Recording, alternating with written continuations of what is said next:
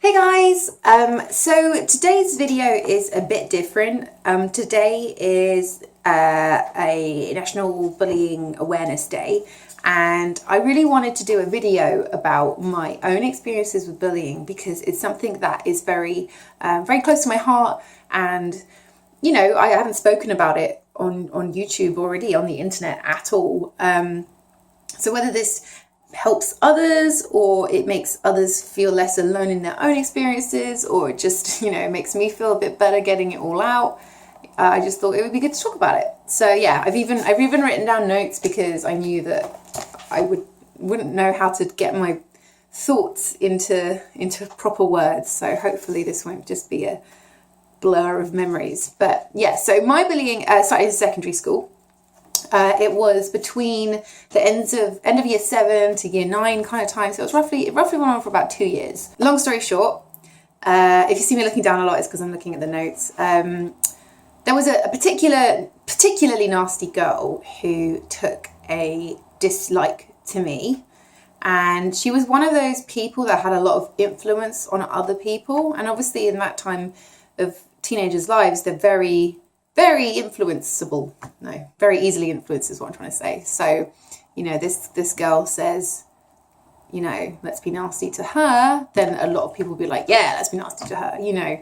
It's sad, but that's the way things are. So as a backstory, I was painfully shy when I was at school, like really, really shy. I'd had a difficult time growing up. Like it was maybe not the most idyllic childhood, and I think that had an effect on my sort of personality, and I was very introverted and very shy and just kind of like very like all inside kind of person. So physically I was very tall. I had a really early growth spurt. I was one of the tallest people in my class. It's very lanky. I had big frizzy like Hermione hair and big frizzy eyebrows and goofy teeth, and for me it was very much a reason to pick on me because I was emotionally very easy to pick on because I was so shy and so quiet. But physically there was something different about me. It's easier to pick on, and it was obviously I was like embarrassed about that stuff as well. So I was an easy target. To also put some perspective on this, the bully girl actually started off as my friend. So it was a group of people who were my friends and then gradually just turned and were really nasty to me. And I continued to kind of try and hang out with them because I was so, desperate to have friends that I continued to let myself be treated really badly. Anyway, so it started with little things. When the lesson would end, we would wait for each other outside of the classroom.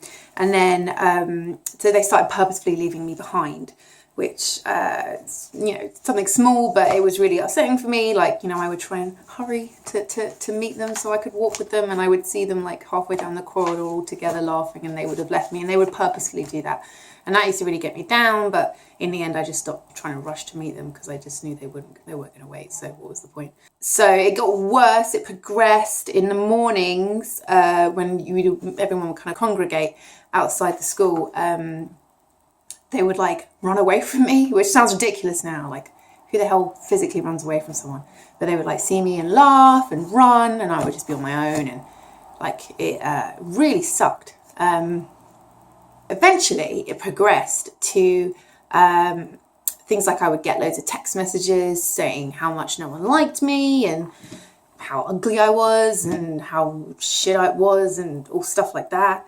And oh wow, this is actually really hard to talk about. So then they would like prank call my house phone and like basically insult me down the phone and make fun of me and stuff. And I was like, I don't know, it just generally sucked. I was so purposefully excluded and ridiculed all the time. I was like the punching bag. I was never physically hurt, but it was like I was the emotional punching bag.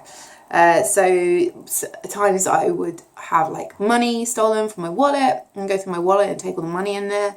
Or one time they put all my coursework down the toilet, and that was really upsetting because I'd worked really hard on it. So I was really upset on that day. But it's worth knowing that, like, it sounds crazy because I'm like, I still wanted to hang out with them, but I was so desperate to be accepted and to get validation that I wasn't just some ugly loser, that if they gave me the slightest inkling of hope that I would have a friend, I would get so happy. And that makes me really sad now I think about it.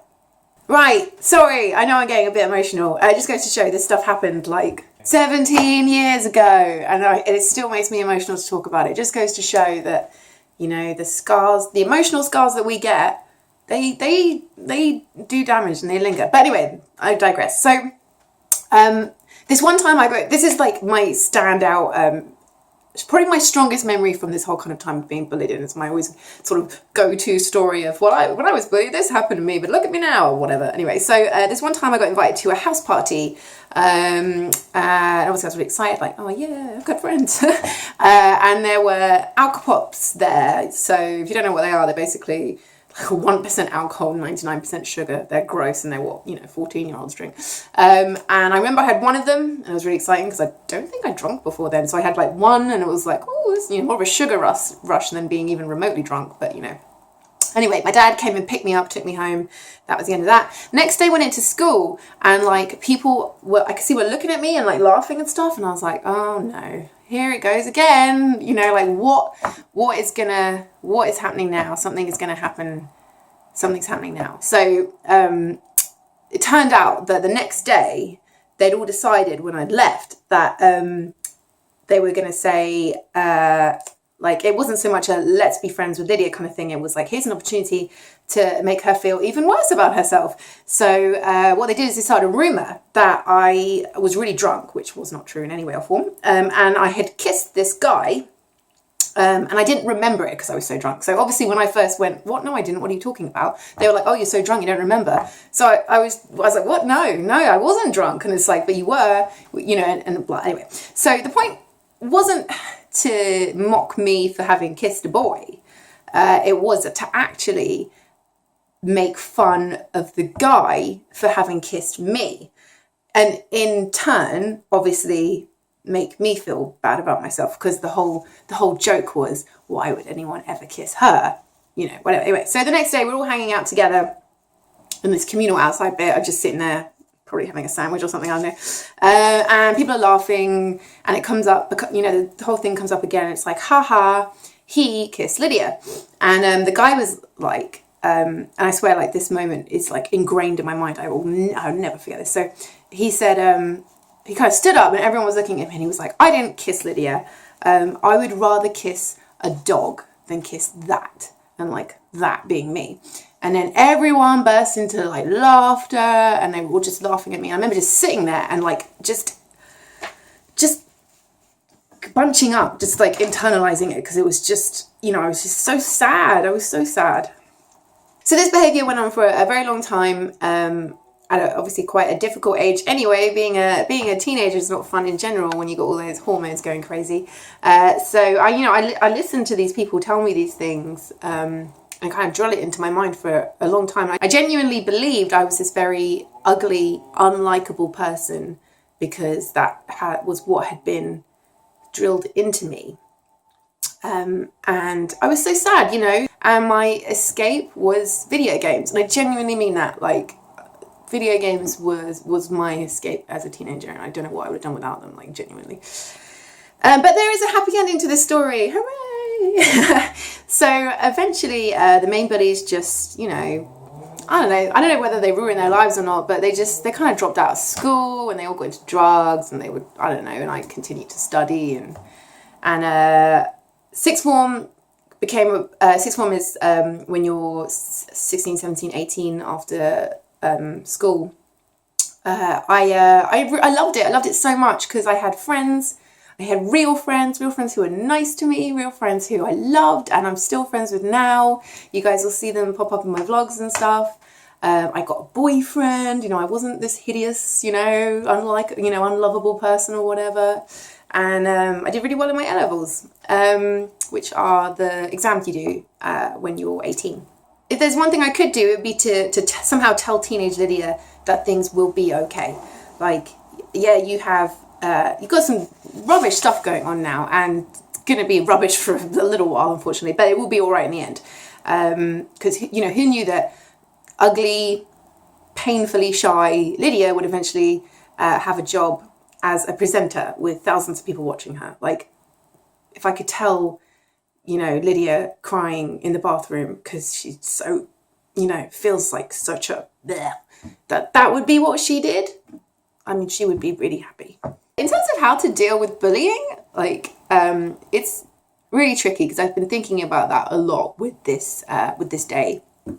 I didn't talk to my mum hardly at all about what was going on with me at school, mainly because I was so scared that she would tell my teacher would then talk to the bullies and the bullies' parents, and then I would get bullied even more. So I you know, and I think that's a really genuine problem when it comes to tackling bullying, because kids are too scared to talk to someone about it because the repercussions could lead to them getting even more bullied. So it's really hard in that kind of sense. It's so horrible for a child to have to endure that for a long time. And my bullying, you know, I can only go on my own experiences. You might watch this and be like, you think that's bullying? I was bullied, and you know you know, like I said, I can only talk about what I've experienced. You know, it's a serious problem, which is why days like this are good, that we talk about it and are open about what we've been through and what kids are going through, like today, and what our children could be going through. You need to give the child a feeling of self-worth and inner strength. Like, that sounds really corny. It's just so important. And that whole kind of idea goes to people as well. Even now, people get bullied as adults. It's not only children. Yeah, so I know this is kind of just a video. I don't mean this to be a video of me just being like, wow, woe is me. Here I am crying on camera. Click my video. It's nothing to do with that. It's more just, this day is important. Bullying is serious, and we should talk about stuff, and we should be open, and we shouldn't bury it deep, and we should talk about what's happening. And that's what I wanted to do in this video. So thank you so much for listening. Thank you so much for watching. If you want to hit the subscribe button, if you haven't already, that would be great. And I will see you next time. Take care, play lots, have fun. Bye, guys.